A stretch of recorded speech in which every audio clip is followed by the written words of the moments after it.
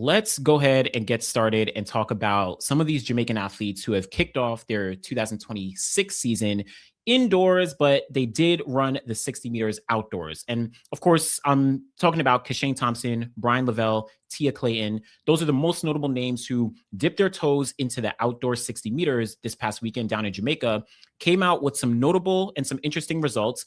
And now we're going to be turning their focus to the indoor season, at least this weekend or this Thursday in Stockholm indoors. They're going to be running the 60. And then you'll also potentially see some of them, compete throughout the rest of the indoor season, though that's still a little TBD. So first off, in the men's 60 meters, we did see that Kishane Thompson actually went toe-to-toe with Bryan Levell as well as McPherson. All three of them coming out 1, 2, 3. Kishane Thompson running 6.52 seconds. You also saw McPherson run 6.53, and then you saw Bryan Levell. He came out with 6.54. Now, last year, we did see that Kishane had run 6.4 seconds outdoors in the 60 meters, similar at the GC Foster College meet where he ran it into a headwind. So people were definitely like, whoa, Kishane, insane talent. Obviously, he went on to, run indoors, didn't match that performance, but we know that he is an extremely talented athlete. So there were high expectations for this, for what Kishane was doing here.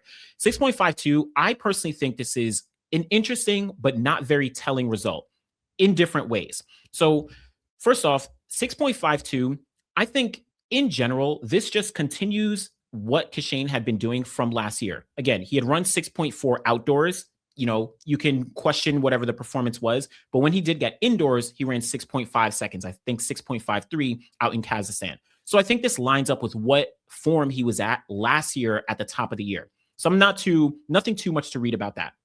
But what was notable, at least to me, was how the race actually did unfold with McPherson and Levell really coming up on Kishane right behind him, almost catching him at the finish. Again, you're talking about 6.52 to 6.53 and 6.54. Now, Kishane, he got his bullet start. We know that Kishane is more than capable of getting an explosive start, even despite him being this really, really big, athlete in terms of his size and everything. He's going to get out of the blocks smooth, or maybe not say smooth, but he's going to get out of the blocks probably first, or if not, at least equal with a lot of people. In this race, he got out first. But as they kind of hit 30, 40, 50 meters, Kishane was getting run down by McPherson and Levell. And then by the time we get to the end, like I said, 100th of a second behind is McPherson, another 100th of a second behind is Levell. And this made it a very, very interesting race for all three of these guys, but mainly Kishane and Bryan Levell. One thing that I really do look at when talking about when looking at Kishane here is that he does need to really work on the second half of his race. Obviously, this was a 60 meters, but we see what occurs in the 100 meters where he is able to get out very fast. But then when we get to 50, 60 meters, you're talking about Oblique Seville. You're talking about Noah Lyles. They're starting to run him down in those hundreds, which we saw at the Olympic Games in 2024, where Noah Lyles ran down Kishane, which we saw at the World Championships in 2025 when Oblique Seville ran down Kishane. So it's now maybe showing up a little bit in the 60 meters. And if he isn't able to actually fully execute through 60, then that's not a really positive sign on what he's going to be able to do when we get outdoors, and or if he continues for a full indoor season in the 60. That's one of my biggest concerns, that tightening it up, the form breaking down, especially when you have a lot of, other athletes who are very close to him. That's one thing that I did notice. And I think many, many people, really did notice here. So that's something that I would keep an eye out for Kishane as we go through the season. Now, one thing that's good is whether or not he runs the World Indoor Champs or a full indoor season, there's no World Championships or Olympic Games this year. So there's no global championships outside of World Ultimate Championships. So in theory, this would be a good opportunity for him to work on that second half and really work on that speed endurance, which is where I would like to see him running some of these 200s. Now, I don't think he's run a 200-meter race since 2022, possibly at the top of 2023. I'd have to cross-check.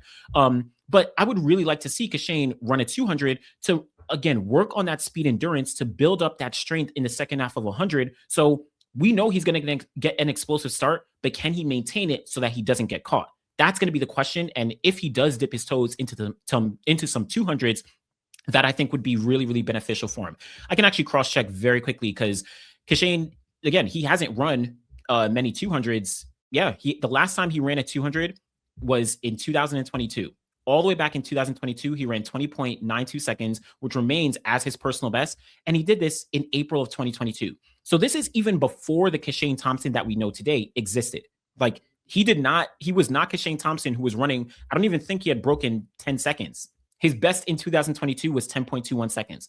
So that's the last time that we saw him run a 200. And obviously, I think, in my opinion, if he was to dip his toes into the 200, he would drastically improve, even just forget his times, but at least his ability to maintain in that second half. That's what I think many people would love to see. And again, if Kishane doesn't actually fix it up, then situations like this, where some other guys, who we'll talk about in a second, they're going to start to creep up, not only in the 100 meters, but now we're coming in the 60. Now, shout out to McPherson, 6.53 personal best for second place here. He hasn't broken 10 seconds in the 100. He hasn't broken 20 seconds in the 200 as well. He's not really as strong of, one of the top Jamaican athletes, but overall, a great performance for him. But what I did want to talk about, or who I did want to talk about, is Bryan Levell. And I think this is where a lot of people's eyes definitely did perk up, or ears perked up, or whatever you want to say, right?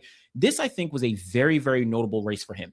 6.54 seconds, personal best. He doesn't run many 60s, but when you look at what Bryan Levell has done, so this is Bryan Levell, when we look at what he's done in the 60 meters, this is a personal best by a very, very wide margin. So you're talking about 6.54, improves on his previous best of 6.59, which he ran, I think, in 2024. And then last year, he had run 6.64 in the 60 meters, right? Last year in March. So if he's already dropping down to 6.54 seconds, to me, that gives a very strong indicator that he is essentially picking up right where he left off in 2025, where we saw him, run a personal best in the 200 of 19.64 seconds to get the bronze medal at the World Championships, coming off the back of him running 19.69 seconds at the Hungary Continental Tour. We also saw him run 9.82 seconds at one of the smaller meetings out in Europe, right? He didn't run the 100 at the World Champs, but I think many people are kind of starting to put together the idea that Bryan Levell is going to be a very, very strong threat in the future in both the 100 and the 200. He's a very, very strong athlete. And this 60-meter performance from Bryan Levell, in my opinion, does just further justify it and picks up right where he left off in 2025. Now, one big thing I look at with Bryan Levell, and this kind of just, for me personally, justifies it again, I really think he has the potential to become the greatest all-around sprinter that Jamaica has right now in this current generation. And when we're looking at this generation, we're talking about Kishane Thompson, Oblique Seville, Akeem Blake, Bryan Levell, Raheem Ford, Ron Watson, right? Like those are the core sprinters. Obviously, you also can add in some other guys like an Antonio Watson, Christopher Taylor, some of those other guys who are in the conversation as well. But Bryan Levell, I think, truly has the capabilities to become I feel like he can become the greatest all-around sprinter for Jamaica in this current generation. Now, let me make sure I'm being clear in this generation, because I'm not going to talk about the Usain Bolts of the world at this point. I'm not even ready to talk about the Johan Blakes of this world, right? You're talking about 9.69 from Johan and 19.2, right? 19.26. Usain Bolt, obviously 9.58, 19.19. Like that's a whole different realm. But I do think Bryan Levell, considering he has a 200-meter personal best of 19.64, and he's backed it up with a 19.69, and he's backed that up with a windy 19.7, and he has others, at the World Champs, he ran 19.8, 19.7, 19.6. Like, he has so many fast times in the 200 that I don't think he's really shown his prowess in the 100 as well. We've seen him run that 9.82 out in Europe last year. If he got to the World Championships, obviously hypothetical, but who knows what he would have been capable of running there based on what we saw him do in the 200. Now going forward, and I think he's the youngest of the entire group when we're talking about Kishane, Oblique, Akeem, and Bryan, right? He's only 22 years old, just turned 22 years old. So he has a very, very high ceiling, I think, when talking about the 100, 200, he said he wants to dip into the 400. I'm not putting expectations there. I mean, I think his personal best in the 400 is only like 47.6. So he's not like a 400-meter runner in any capacity. But when talking about Bryan Levell as an all-around sprinter, I do think a lot of athletes should be a bit worried if he continues on this trajectory. It's a question on what he's going to be able to do in 2026. I doubt he's not going to be running in Stockholm like Kishane Thompson and the Clayton twins and all that. But when we get outdoors, do not sleep on Bryan Levell. this is a big at least kind of thing I'm thinking of. I think Bryan Levell he has the potential to become the greatest all-around Jamaican sprinter of this current generation. Don't sleep on him. Don't sleep on him. That 200-meter talent makes him more dangerous, in my opinion, than Oblique Seville and Kishane Thompson. Oblique Seville has a lot of untapped talent in the 200. Obviously, the issue with his toe has prevented him from really running it. He did get surgery, so we'll see him run more 200s. But we're talking about Bryan Levell running 19.6 already and 9.82. Listen, we'll see. We'll see. Bryan Levell, he has a big future. But again, Oblique, I think Oblique is also just getting started. He has some untapped potential in that 100. Kishane, he has a lot of untapped potential. All of them are young, so we can't sleep on the Jamaicans. Now, last athlete I did want to talk about here in Jamaica was Tia Clayton. She opened up as well, and she ran 7.02 seconds down in Jamaica at the GC Foster College meet. And this was a personal best for her. The wind plus 1.2 meters per second. So legal performance, really strong personal best coming off. I think her personal best was 7.14 seconds, which she ran last year or 2024. And she actually ran that into a headwind. So this was a big performance for her, really strong, and a good indication that she is picking up where she left off from last year. And now moving forward, I think she's in a very good position to have a strong 2026. I also do want to give a shout out to Janelle Smith, who ran 7.06 seconds. Janelle Smith gets overlooked. I guess, it's understandable because she isn't a Sharika, a Shelly, and Elaine, even the Clayton twins or Brianna Listen. Like, she's not of that realm.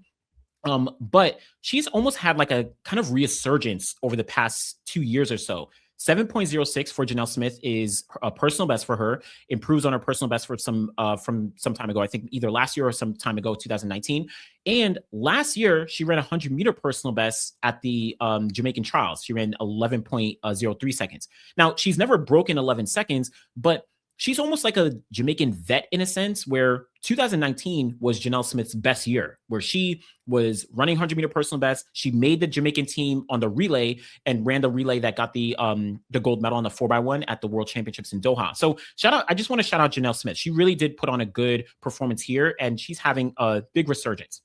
But when talking about Tia Clayton, I think, is now putting herself in a very, very good position to start off her 2026 season, to continue off what she did last year, and just ensure that she's focused and getting into the realm of what we saw from her sister, Tina, who, of course, got the silver medal at the World Champs last year.